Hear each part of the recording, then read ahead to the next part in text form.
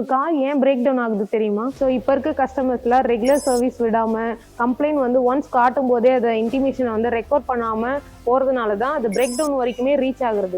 So காரை எப்போ service பண்றதுன்னு கேக்குறீங்களா? 6 மந்த்துக்கு ஒன்ஸ் வந்து ஜெனரல் செக்அப் பண்ணுங்க. 10,000 கிலோமீட்டர் ஆர் எய்தர் 1 இயருக்கு பெய்டு சர்வீஸ் கட்டாயம் பண்ணுங்க. இன்ஜின்ல அப்நார்மல் நாய்ஸு, வேற ஏதாவது பெல்ட் நாய்ஸ் அப்படி ஏதாவது உங்களுக்கு தெரியுது அப்படின்னா உடனே நம்ம விஏ சூப்பர் மோட்டார்ஸ்க்கு கான்டாக்ட் பண்ணுங்க. தேங்க்யூ.